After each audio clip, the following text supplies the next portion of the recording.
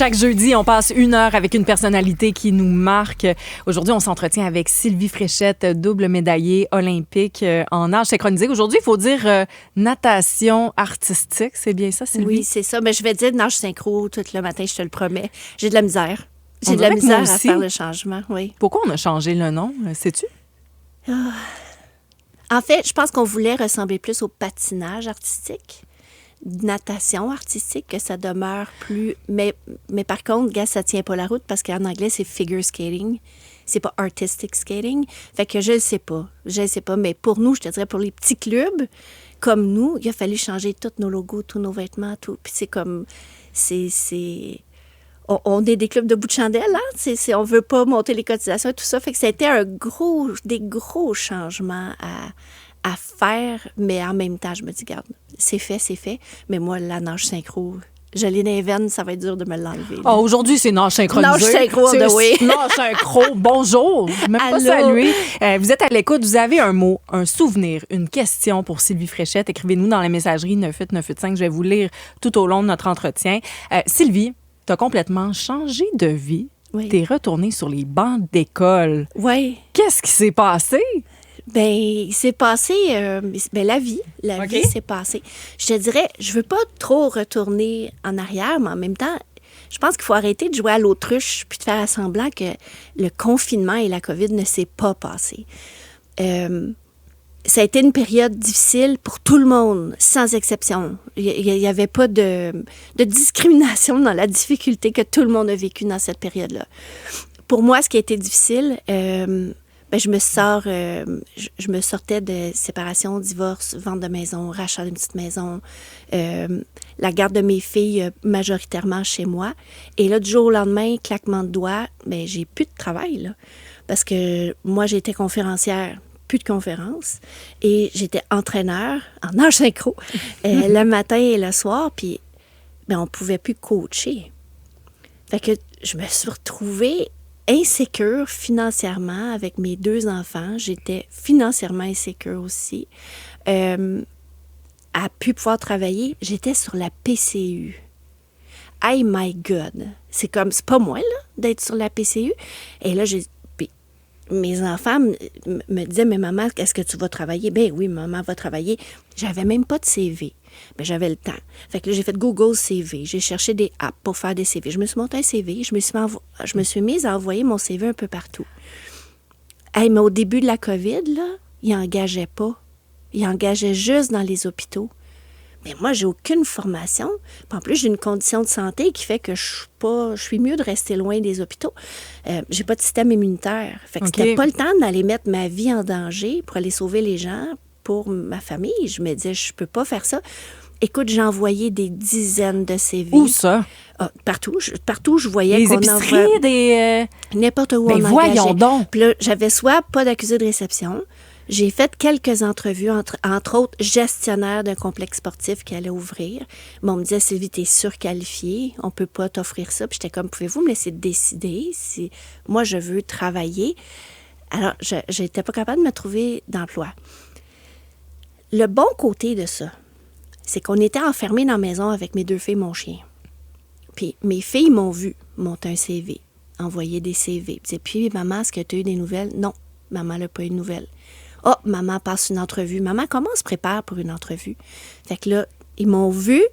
Puis c'était la COVID. Je mettais une belle petite blouse, mais j'étais en short en bas. J'étais juste assis en indien sur mon lit. Ah oui, parce que c'était virtuel, les entrevues. Fait que c'était tellement drôle. Fait que là, ils me disaient, maman. Puis là, quand je sortais, je disais, ça a bien été. Ils m'ont posé telle question et tout ça. Puis là, ils m'ont vu ne pas avoir des jobs, les chercher.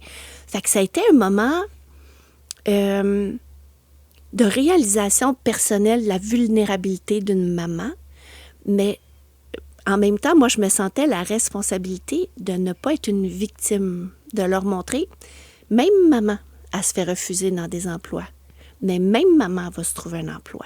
Fait que de continuer à travailler. Et là, j'ai une amie qui avait qui a toujours en fait un cabinet de services financiers qui a dit, Sylvie, je cherche quelqu'un pour scanner des documents. On veut en profiter, on est tellement papier dans le bureau, on va tout scanner, on va rendre ça numérique. Est-ce que tu es bonne dans la technologie? Je ne suis pas bonne pantoute, mais je dis, j'apprends vite. Fait que j'étais au bureau parce qu'elle était dans un coin du bureau, puis elle répondait au téléphone. Puis moi, je scannais des documents. Mais le téléphone ne dérougissait pas. Puis pauvre elle, mais c'est sûr qu'il y avait les successions, il y avait les inquiétudes au niveau des placements, il y avait tout ça. Fait que... Ben oui, en pleine COVID, les décès. Tout le monde, c'était incroyable. Puis c'était très émotif quand les gens appelaient. Fait que le téléphone sonnait, mais j'ai dit, écoute Nancy, je peux répondre au téléphone, il faut juste que tu me dises quoi faire. Je vais prendre des messages, puis je vais te les apporter si ça peut t'aider. Fait qu'elle m'a dit, ça serait une bonne idée. Fait que là, elle m'a expliqué quel mot dire, puis les questions à poser et tout ça. Fait que je prenais les messages. Mais là, à un moment donné, les gens rappelaient parce qu'il y avait d'autres questions. Fait que je me suis mis à créer des liens avec les gens. Puis là, elle m'a dit, t'es vraiment bonne avec les gens. Elle dit, ils te font confiance, ils te parlent, t'as le bon ton, tu sais les questions à poser. Ben, réponds au téléphone, puis je vais te montrer comment rentrer les messages dans le système. Fait que c'est comme ça que j'ai commencé à voir c'est quoi ce milieu-là. Parenthèse. Est-ce qu'il réalisait qu'il parlait à Sylvie Fréchette? Mais pas, non, en général, non. Je me nommais juste Sylvie. Je voulais pas me nommer. Mais il y en a qui reconnaissaient ma voix, parce que je sais que j'ai vraiment une petite voix assez particulière, là. Puis ils étaient, mais qu'est-ce que tu fais là? Mais là, moi, je disais beaucoup, je viens aider Nancy et tout. Et là, de fil en aiguille, Nancy me dit, tu devrais faire tes formations. Parce que quand je rentrais dans des fichiers Excel, j'ai l'œil mathématique. Fait que moi, je trouve les erreurs. Comme, je ne sais pas comment le dire, mais s'il y a quelque chose qui ne balance pas, on dirait que moi, je le trouve puis je le vois assez facilement. Bien, ça a peut-être un lien aussi avec toutes tes compétences en lien avec la nage synchro. Peut-être les erreurs de juge brésilienne, c'est ça qui vient de me monter. Mais, fait que, je sais pas pour les... Puis même, quand maintenant, les pointages des juges sortaient, j'étais capable de dire, ça va donner à peu près 87 points quelque chose. On dirait que j'ai une facilité avec les maths. Alors, mon ami me dit, tu devrais aller faire ta formation. J'étais pas à l'aise de rester dans la même entreprise que mon ami. C'est mon ami. C'est difficile. À un moment donné, on vient, je me disais, je pense que ça sera pas sain pour moi. Elle a une belle entreprise, j'ai une belle amitié. J'ai décidé de quitter, mais pour rester dans le même milieu. L'univers n'aime pas le vide. Un chasseur de tête est venu me chercher et là, on m'offrait d'aller soit en assurance commerciale ou en sécurité financière spécialisée en assurance collective. J'étais passé une journée en assurance commerciale. Puis c'est sûr qu'écoute, il y a de la business là-dedans, c'est fou. Mais moi, là, de créer des liens avec les gens pour leur demander est-ce que votre toit est en goudron, là, comme je trouvais que c'était froid, comme je manquais de contact humain. Je sais bien que quand les gens ils t'appellent, c'est parce qu'il y a un sinistre, il y a quelque chose, ils ont besoin de toi, mais le contact du day-to-day, c'était vraiment... Le building a des blocs de béton, le toit en goudron, j'étais comme... J'ai une image quand je te vois parler de ça, puis je l'imagine pas. Mon aura, c'était je suis sûre, il y a quelque chose qui marche pas. Sans jugement, juste très surprenant.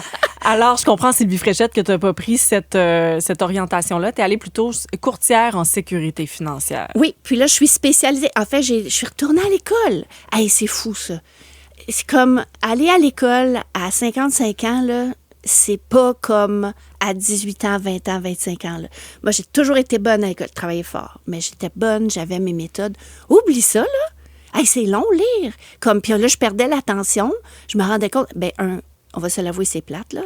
Moi, je faisais juste lire des briques, puis c'est des lois, puis des règles, puis des... C'était vraiment long. Fait que je faisais des demi-journées où je travaillais, des demi-journées d'études. Mais à travers tout ça, il y a le lavage, il y a le gazon, il y a l'épicerie, il y a le chien, il y a le... Fait que l'attention n'est pas comme quand on a 20 ans, là, qu'on habite chez nos parents puis qu'on étudie du tout. Mais j'ai réussi à aller passer les 4 examens de l'AMF, même des ontos. Ceux qui savent. Je l'ai eu du premier coup. Bravo. Mais ça a été vraiment difficile. Je l'ai trouvé. Je suis sortie de là choquée. J'ai l'impression que j'avais trop étudié pour rien ou pas étudié à bonne affaire. C'était incroyablement difficile, cet examen-là. Et c'est ça. Depuis ça, je suis en sécurité financière, mais je me spécialise en assurance collective. Qu'est-ce que ça fait une conseillère en sécurité financière? Puis là, on peut dire spécialisée en assurance collective. Ça ressemble à quoi une journée de travail pour toi? Normalement, je serais pas à radio. Mais en fait, oui, c'est ça que j'aime. C'est qu'en tant que conseillère en ce moment, de plus en plus, les gens ne magasinent plus des emplois, mais des conditions de travail. Ils veulent avoir des bonnes conditions de travail. Et une façon pour les employeurs de garder les employés et de prendre soin de ces employés, c'est d'offrir, entre autres, l'assurance collective. Alors, ça veut dire, on a juste, il y en a beaucoup qui vont dire l'assurance emploi, oui, c'est l'invalidité de longue durée. Et qu'est-ce qu'on connaît aussi beaucoup de l'assurance collective? Bien, c'est de dire, quand on va à la pharmacie, bien, on ne paye pas 100 % on va payer 80, 85, 90 % dépendamment du plan qu'on a avec notre employeur. Fait que ça, c'est ce qu'on voit. C'est juste le sommet du iceberg. Mais à travers tout ça, tu peux aussi avoir les soins dentaires, il y a des programmes d'aide aux employés, il y a de l'assurance vie pour les personnes à charge. Alors, c'est ce que les employeurs, quand les employeurs disent, nous, on offre l'assurance, c'est l'assurance collective. Alors, pourquoi j'aime ça? Parce qu'on parle du monde. Mais qu'est-ce que tu fais concrètement? Tu travailles avec les employeurs? Puis avec les employés aussi. Puis les employés. Mais je te dirais, moi, j'ai créé ma niche, si tu veux, puis je dois pas être la seule là, qui fait ça, mais oui, je veux vendre des plans d'assurance, mais je suis pas une vendeuse d'assurance. Les gens qui m'appellent, je veux d'abord savoir, t'es qui, toi? Qu'est-ce que tu veux? C'est qui ta clientèle? Parce qu'il n'y a pas un clan, c'est pas one fits all. Il faut savoir c'est quoi l'âge. Si les employés sont très, très jeunes ou ils sont plus élevés, ils n'auront pas les mêmes besoins. Est-ce qu'on veut aussi bonifier tout ça avec un régime de REER collectif? Maintenant, on offre même les régimes d'épargne-études. On est les seuls à pouvoir offrir, enfin, on est seulement 3 courtiers à pouvoir offrir les régimes d'épargne-études. Fait que quand je le sais que l'employeur a beaucoup des jeunes familles, bien, pourquoi pas mettre ça sur pied? Fait que moi, je pense au bien-être des employés et de l'employeur. Naturellement, dans ma clientèle, il y en a que je connais pas encore beaucoup. Ça fait juste 2 ans que je suis conseillère.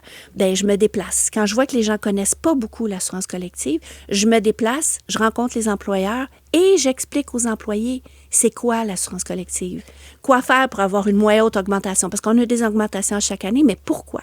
Puis comment on peut le contrer? Comment on peut mieux le contrôler? Tu pourras devenir, Sylvie Fréchette, chroniqueuse spécialisée en sécurité financière. Ça me fait plaisir, si tu savais. Mais j'écoute parler, c'est passionnant, pour vrai. Mais en fait, c'est très complexe. Oui. Mais c'est pas compliqué.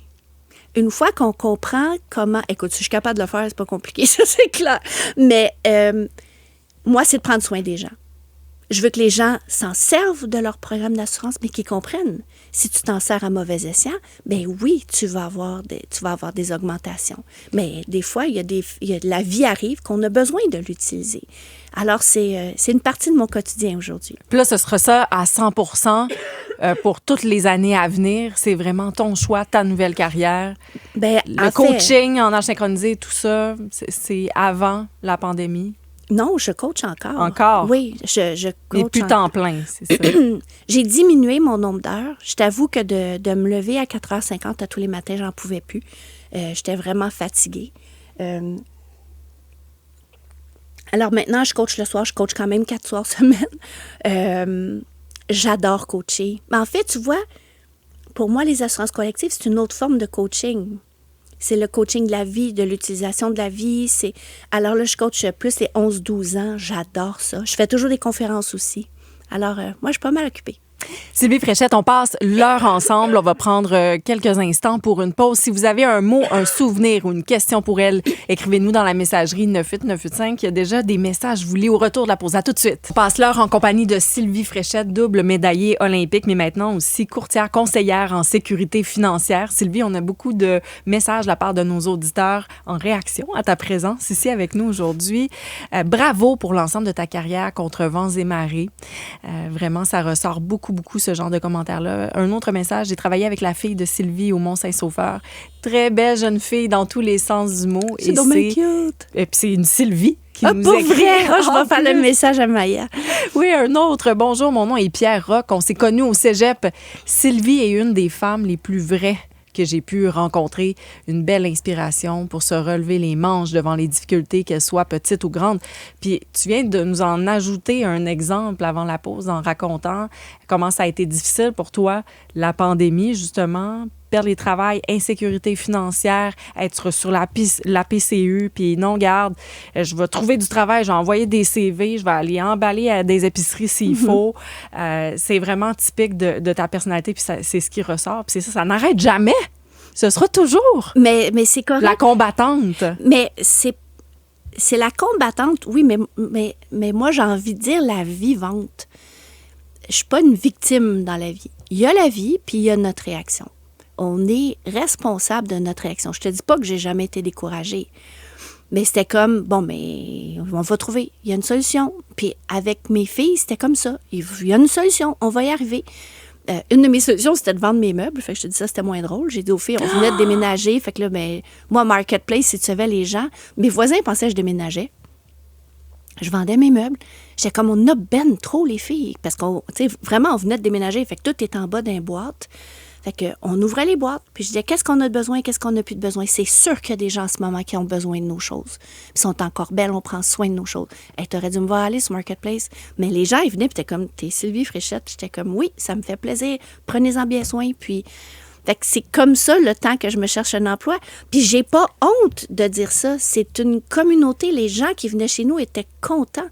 Puis c'était en bon état. C'était, tu sais, comme, fait que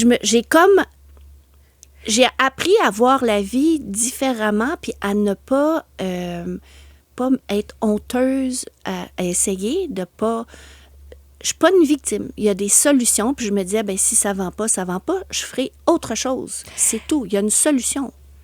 Mais ce que tu as vécu là doit résonner chez beaucoup, beaucoup de nos auditeurs qui nous écoutent en ce moment, parce que de t'entendre, toi, dire « J'en suis venue à vendre mes meubles pour survivre financièrement », pendant la COVID, jamais on pourrait s'imaginer ça. T'sais. C'est très, très touchant ce que tu racontes, je trouve, pour vrai. Mais c'est pour ça que je le dis. C'est pour ça que j'en parle. Puis c'est pas pour du sensationnalisme, c'est juste... ça a été ma réalité. Puis je m'en sors, mais la valeur... Puis je suis pas quelqu'un qui est matérialiste du tout. Mais la valeur des choses, la quantité, ma vision de la vie, de mes besoins a tellement changé. J'aime encore les belles choses, là. Mais ça a pris une tournure différente. Même mes filles, maintenant, la relation à l'argent, la relation matérielle, le nombre d'objets qu'on possède pour rien, c'est juste d'avoir une relation différente avec la vie, avec l'argent, avec le matériel. Je l'ai toujours dit et je le répète, home is where we are. Fait que moi, tant que j'ai mes amours autour de moi, on est en santé, on s'aime, bring it on. Tu peux m'amener n'importe quoi. Est-ce que tu te sens mieux aujourd'hui qu'avant la pandémie? Tu sais, s'il y a un avant-après, là, avec tout ce que tu réalises, ce que tu as réalisé? Ben, en fait... Moi, je vais aller plus loin que ça. J'ai envie de te dire que moi, Sylvie Fréchette, aujourd'hui à 58 ans, je suis fière de la femme que je suis et je suis mieux que j'ai jamais été dans ma vie. J'ai encore des bébites à régler, j'ai encore un paquet d'affaires à accomplir. Je sais que je vais avoir encore des claques à la gueule, mais ça fait partie de la vie, right? Comme on va tous avoir des moments difficiles dans la vie, mais je me sens entourée de gens qui m'aiment, qui me supportent, qui vont être là pour moi, qui vont aussi me laisser l'espace pour étirer mes ailes puis faire un paquet de folies encore, parce que moi, j'aime ça, des folies, puis des coups de tête, puis des affaires qui n'ont pas d'allure. Des gens avec qui j'ai envie de créer des souvenirs. Créer des souvenirs, c'est quelque chose que je dis beaucoup. Je me fous où on est, je me fous de ce qu'on a l'air. Je veux... Ma plus jeune me dirait c'est un core memory, là. Tu sais, comme être capable de dire « Oh my God, maintenant, je prends... une photo de ma vie maintenant, puis de comment je me sens, puis la grandeur de mon sourire, puis de les étoiles dans mes yeux, des yeux de ma mère, de mon chum, juste d'être bien. » Fait que oui, toute la période de la pandémie, c'était vraiment pas cool, mais tu sais quoi? C'est bien correct parce que ça donne la femme que je suis aujourd'hui avec l'environnement humain autour de moi que j'ai aujourd'hui. Puis je me sens tellement bien. T'as l'air bien. Mais ma vie est belle en temps, là. Mais t'as dit justement, tu sais, t'as eu plusieurs claques à la gueule, puis tu risques d'en avoir d'autres. Bon, on te le souhaite pas, là. Ça se pourrait que non aussi, hein, mais tu sais, l'idée, c'est de revenir un peu sur ton parcours et tout ça. Aujourd'hui, justement, avec le recul, puis cette espèce de côté paisible là, qui est en toi, c'est quoi la plus grosse claque que t'as eue dans ta vie, dans ta carrière jusqu'à maintenant? Parce que tu en as eu des épreuves, là.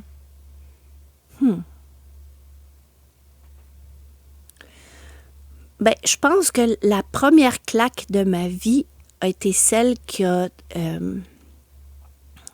enligné ma vie. tu comprends, comme le décès de mon papa. Parce que j'avais juste 3 ans et demi. Puis moi, j'ai quelques flashs là, de mon père, mais je pense que c'est des souvenirs. Parce qu'on m'en a tellement parlé que des fois, je me dis, je ne sais pas si c'est des vrais souvenirs ou si c'est des souvenirs que je me suis fait. Mais tu sais, de se retrouver sans un papa du jour au lendemain à 3 ans et demi avec un petit frère de 4 mois, avec ma mère qui est à la maison avec nous, ça enligne une vie différemment. Ça fait pas une vie comme les autres, surtout que dans la génération des gens de mon âge, là, il n'y avait pas de séparation puis de divorce. Fait que des familles monoparentales, il n'y en avait pas. Fait que j'étais une des rares familles monoparentales dans la ruelle ici à Montréal, tu sais, comme... Puis on n'avait pas... Mes parents n'avaient pas d'assurance, fait qu'on n'avait pas... Il n'y a pas eu de compensation après son décès ou quoi que ce soit, c'est ça. Mais puis maman, elle a décidé de rester à la maison pour élever ses enfants. Mais jamais j'ai manqué de rien. En fait, je te dirais que toutes les petits culs de la ruelle, c'est chez nous qui se ramassaient. Parce que ma mère faisait des popsicles au Kool-Aid, tu sais.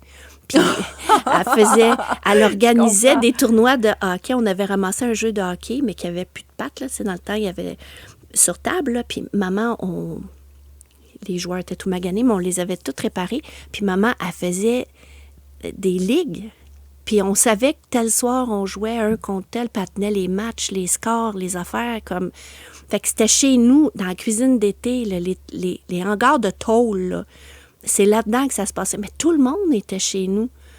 Puis une fois de temps en temps, ma mère ramassait tous les petits culs de la ruelle, puis on allait faire le tour du parc olympique à vélo. Elle était folle. On n'avait pas rien, là, comme... On n'était pas protégés, on traversait P9. Ma mère avec sa tralée d'enfants. Fait que ça a été une enfance extraordinaire. Maman, là, elle a tellement fait pour nous, elle a tellement donné, elle a tellement été présente, mais c'était quand même pas une enfance ordinaire. Moi, j'avais pas papa-maman, on n'allait pas en vacances. Vous n'alliez pas en vacances, mais c'est comment, justement, grandir sans papa? Bien, je te dirais que c'est plus tard que j'ai réalisé que ça fait un trou. Il y a quand même un trou dans mon développement de jeune femme, ma relation avec l'homme, ma relation avec l'autorité. C'est sûr que ça... Mais ça fait pas de moi une personne moins. Ça fait de moi une personne unique. Parce qu'il y en a, tu sais, souvent... je disais, t'es tellement chanceuse, toi, d'avoir ton papa. Tu sais, quand tu dis, oh, mon père, il veut pas. Je dis, mais toi, t'es chanceuse d'avoir ton papa. Mais je me rends compte que il y en a qui ont eu un papa non présent, un papa violent, un papa alcoolique, un papa qui est toujours au travail. Tu sais, comme... Fait que moi, c'est juste une fois, mais dans le temps, je trouvais ça plus injuste. Mais aujourd'hui, je me rends compte que... Mais moi, j'ai eu une papa-maman, tu sais. Puis j'ai eu la chance d'être entourée par une famille aimante. Mon grand-père, ma grand-mère, c'est avec eux que j'ai passé mes étés au chalet. Ils m'ont montré... Mon grand-père m'a tellement montré sur la vie.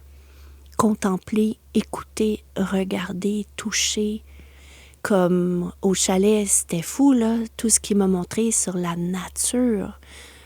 Puis j'ai gardé un contact avec la nature qui est très, très fort. Puis c'est pour ça que j'habite dans le nord, que je suis dans le bois. Puis c'est ce que j'aime. J'ai gardé ce besoin d'équilibre-là, ce besoin de contemplation-là. Mais tout ça, c'est juste comment ma vie a été alignée très, très jeune. Ça a changé la trajectoire de ta vie, le décès de ton père, à 3 ans. Totalement. Ouais. Puis le décès... Mais c'est intéressant que tu dis, c'est ça la plus grosse claque dans ta vie. Je ne m'attendais pas à cette réponse-là. Mais ça a tellement de sens. Mais puis, ça a changé la vie de ma mère. À 26 ans, 2 enfants, pas d'assurance. Elle, ça a été plus une claque. Moi, une claque... Oui, mais il faut que je le dise. Parce que mon père n'est pas absent. Tu comprends? Il est pas... Je l'ai toujours senti là. J'y parle. Je le sais qu'il est là. Mon grand-père, c'est la même chose.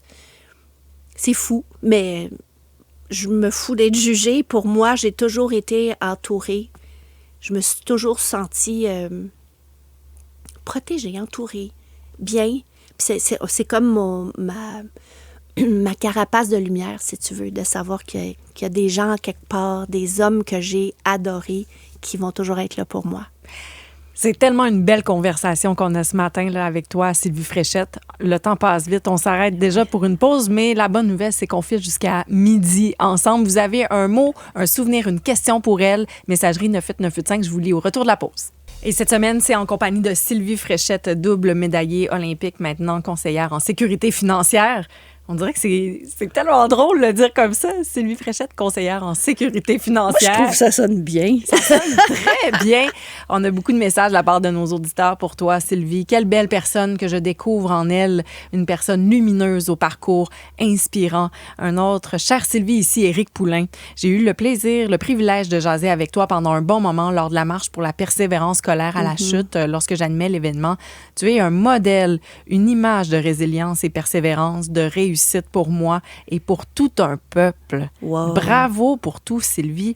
Gros câlin. Merci, Eric. Oui, puis je lis nos auditeurs, puis c'est vraiment ça. Tu es vraiment une icône, un modèle pour plusieurs des Québécois. Là. J'en lis un autre. Dis à Sylvie qu'elle a une voix parfaite pour des balados. C'est Gaétan. C'est donc drôle. Oui, c'est doux. Puis un autre, good job avec O à Las Vegas. Ah, oui. J'ai dû le voir 3-4 fois. À chaque fois, émerveillé. Et ça mène vers ma prochaine question, Sylvie. C'est quoi, là, le moment le plus marquant ou qui t'a le plus touché de toute ta carrière? Bien, toute ta vie, en fait. C'est même pas obligé d'être relié à la nage synchronisée. C'est possible, là, comme j'en ai tellement. Si t'avais à en choisir un, ton plus beau moment ou le plus touchant? Hey, c'est rare que je t'accorde de mots, hein. Mais je suis pas capable d'en dire juste un.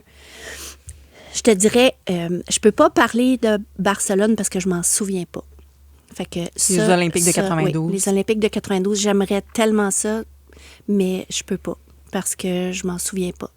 Puis le Keten à l'os, la naissance de mes enfants, ça pourrait. Parce que moi, j'ai accouché à la maison avec sage-femme. Fait que ça a été une expérience pour mes 2 filles. Entourée, ma première, ma belle Emma, j'étais avec le papa, puis la sage-femme, puis l'assistante, puis la deuxième, ma mère, puis ma belle-maman, puis mon conjoint était là aussi. Fait que c'était une expérience humaine.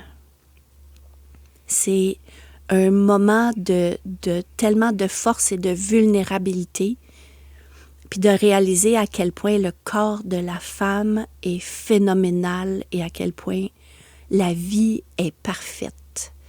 C'est ça, je te dirais, c'est quétaine ce que je le sais, mais je le pense sincèrement. C'est sûr que, on dirait que je suis plus fière aujourd'hui que dans le temps. Ah oui, pourquoi ça? Parce que on savait pas vraiment qu'est-ce que ça allait devenir. Fait que, tu sais, la première de haut, là, il y avait des médias de partout à travers le monde, partout, mais on avait peur de ne pas finir le show en un morceau. Tu comprends? Comme c'était tellement techniquement, technologiquement, humainement poussé qu'on avait encore la chienne à chaque fois qu'on faisait un show puis qu'on apprenait. Mais aujourd'hui, je regarde ça, puis ça fait quoi, 27 ans? Puis ça roule encore, puis c'est encore plein. J'ai des frissons, je l'ai vu, là, puis tu me rappelles des souvenirs aussi. Ce show-là à Las Vegas, il est extraordinaire. D'ailleurs, le documentaire, je pense, que j'ai regardé qui m'a le plus marqué, là, ou du moins dans la catégorie de ceux qui m'ont le plus marqué, c'est comment vous avez conçu C'était fou. Ce show-là. Une chance qu'on ne savait pas ce qu'on faisait. Comme une chance. Non, mais tu sais, quand en tout cas, nous, à mon niveau, à moi, si on s'était fait dire, on veut créer le plus gros spectacle au monde qui a jamais existé, avec le plus de ci, de ça, comme ça n'a pas été comme ça. J'oublierai jamais quand on est arrivé à Las Vegas, puis que Franco Dragone, un génie, il était assis dans les estrades, on s'est tous assis dans les estrades, puis il dit, avant même qu'on s'embarque dans l'aventure, avant même de vous laisser le privilège d'entrer sur la scène et dans la piscine, laissez le théâtre vous faire son spectacle. On était assis dans les sièges et sans qu'il y ait un humain sur la scène, on a eu un spectacle. avec de la pluie, avec des fontaines, les lifts qui montent, qui descendent. Écoute, puis il y avait juste une musique qui était même pas la musique du spectacle. Et la majorité des artistes, on a eu des frissons puis on a pleuré. On n'avait pas idée le potentiel infini de beauté,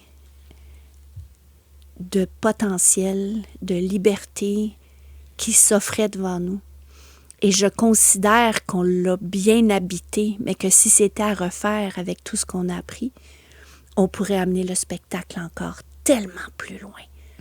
Parce que c'était la première fois au monde qu'une telle scène avec autant de technologie était faite. C'est pas vrai qu'en 1 an d'exploration, tu peux aller au bout du potentiel d'un objet de création comme ça. Le spectacle est encore magnifique et très beau. C'est le même spectacle. Il n'y a rien qui a changé. Non, c'est vraiment magnifique. Mais comme je te dis, j'étais très fière dans le temps. Mais c'est aujourd'hui, quand je regarde ce qu'il devient et ce que ça représente, je pense que j'ai plus de fierté aujourd'hui que j'en avais encore dans le temps. Sylvie Fréchette, est-ce que c'est le projet dont tu es la plus fière en carrière, ce spectacle-là? Bien, c'est fou. On dirait que c'est comme irréel que j'ai fait partie de cette équipe-là. C'est fou, hein? Comme, c'est moi. Comme, c'est juste moi. C'est comme, je comprends pas comment on a fait. Le guts que Guy Laliberté a eu de venir me chercher. J'étais comme petit clin qui sort des Olympiques, là. Je dis, c'est pas parce que tu nages bien que tu es capable de faire partie d'une équipe de création, right? Comme, j'ai pas étudié là-dedans, j'ai jamais fait de théâtre, j'ai jamais fait... Fait que, quel guts qu'il y a eu de me faire confiance. J'étais bien entourée, naturellement. J'ai pleuré beaucoup, j'ai eu peur. Mais j'en reviens pas. Puis là, mais c'est sûr qu'un de mes plus grands rêves serait d'en faire un autre. Parce que, comme j'explique, il y a tellement qu'on ne connaissait pas et qu'on ne réalisait pas que maintenant, je comprends et que je sais que j'ai l'impression que si je pouvais faire partie d'une équipe d'un spectacle aquatique aujourd'hui, j'arriverai avec des connaissances, avec une ouverture, avec mon expérience de vie aussi. Je ne suis pas la même personne. On n'est pas la même personne à 29 ans qu'à 59 ans. Là. L'expérience de vie, l'expérience émotive, intellectuelle, artistique, ce que j'ai vu, ce que j'ai entendu, ce qu'on voit, ce qu'on lit, tu comprends? Tout marque notre ADN. Fait que j'ai l'impression que si j'avais le privilège de pouvoir participer de nouveau à une création artistique, ça serait encore mieux. Ça serait naturellement toujours en équipe parce que j'ai pas cette prétention-là, mais je rêve de faire partie d'une équipe de création de nouveau. Mais on te le souhaite pour vrai. Ah, c'est merci. encore très possible. Dans le contexte de mes entrevues, je discute toujours avec quelqu'un qui gravite autour de vous. Mm-hmm. Parce que l'idée est d'aller chercher un autre point de vue, d'apprendre des choses. Alors, j'ai demandé à cette personne ce que tu représentes pour elle et aussi ce que tu lui apportes dans sa vie. Sylvie, pour moi, c'est une combattante. Là. Tu regardes dans le dictionnaire combattante, là, c'est Sylvie. Combattante puis résiliente. C'est sa photo qui devrait être là. Sylvie, c'est ma première petite blonde en 4e année. Puis on s'est retrouvés pendant la pandémie. Puis tout a défilé à partir de là. Fait que c'est un nouveau souffle, un vent de fraîcheur, un renouveau. Ça fait pas longtemps qu'on est ensemble, là, ça fait 5 ans. Là. Puis je m'attendais jamais à revivre une relation comme ça. Je pensais jamais de vivre ça dans ma vie. Là. Fait que oui, c'est un vent de fraîcheur. Ça fait du bien. Oh my God, c'est mon Ben. Oui, c'est mon Ben. Tu vois, dans le confinement, m'est apparu mon Ben. Benoît, c'est un petit cul des ruelles à Rosemont. Puis, c'était le petit nouveau en 4e année B avec Mme Pelletier. C'était notre prof. Il était cute au bout. Puis, il faisait des beaux dessins. Puis lui, moi, il m'était tombé dans l'œil en 4e année. Il faisait des beaux dessins. Oui, il fait vraiment il fait encore des beaux dessins. Puis c'était drôle parce qu'il y a les cils blonds d'un côté puis les cils bruns de l'autre côté. Puis ses cheveux aussi, c'était comme... Mais je le trouvais tellement cute, mais j'étais trop gênée. Puis lui, il disait, t'étais la belle grande blonde, mais voyons, t'étais pas dans ma ligue, là. Fait qu'il venait jouer dans Ruelle, parce qu'il était dans Ruelle à 18, puis nous autres dans Ruelle à 17. Mais il dit, t'étais jamais là. Fait qu'il est devenu ami avec mon frère, puis avec d'autres amis. Mais moi, j'étais à la piscine. Fait qu'on on s'est donné un petit bec dans les vacances de Noël. On a fait un un bonhomme de neige, puis lui, il se souvient que la carotte, elle sentait pas bon. Moi, je me souviens juste qu'on s'est dit « je t'aime », on s'est donné un bec, puis comme dans les films, ma mère a dit « Sylvie, viens souper ». Fait que je suis montée souper, puis là, Ben, il dit « T'es disparue à jamais ». Parce que j'allais déjà à la piscine toujours. Puis eux, l'été, ils allaient au camping. Moi, souvent, j'étais au chalet de grand-papa. Puis je jouais plus dans la ruelle beaucoup parce que j'étais toujours à la piscine. Puis c'est au décès de mon entraîneur, Julie. On n'était même pas amis Facebook, Ben et moi. Moi, j'avais des nouvelles parce que nos mères, on travaillait ensemble à Caisse-Pop au coin. C'est vraiment drôle, je connais son frère Claude, puis tout ça. Puis il m'a envoyé un message, mais qui était comme dans une boîte étrange, là, que des gens qui ne sont pas nos amis qui peuvent nous écrire. Puis il m'a juste dit, je sais pas si tu te souviens de moi, Benoît Arpin, je veux juste te souhaiter mes sympathies. Ça doit pas être facile ce que tu vis en ce moment, de perdre ton entraîneur, puis tout ça. J'ai dit, comment veux-tu que je t'oublie, mon petit chum de 4e année? Comment tu vas? On s'est mis à échanger par Messenger. Et là, finalement, il a dit, écoute, j'ai mal au pouce, on pourrait peut-être se parler. Fait que pendant tout le confinement, on a comme vécu notre... on s'est courtisé comme on aurait dû en 4e année. Moi, quand j'étais petite, là, le téléphone était accroché après le mur, puis il y avait un fil, là, fait que je l'étirais jusqu'à dans ma chambre, puis je me couchais à terre, puis je parlais des heures. Ah, j'ai l'image. Ça aurait dû être ça, dans le fond. Mais là, on l'a vécu sur mon cellulaire, dans ma chambre, la porte fermée, puis là, les filles, ils cognaient, puis ils rentraient. T'es encore au téléphone? J'étais là, ah ouais, va-t'en. Fait que on a appris à se connaître au téléphone pendant le confinement, parce que l'autoroute était fermée, on pouvait même pas se voir. Lui était sur la rive sud, puis toi, puis moi, rive nord. Fait qu'on était... c'est comme ça qu'on a appris à se découvrir. Et puis, 5 ans plus tard, on est toujours ensemble.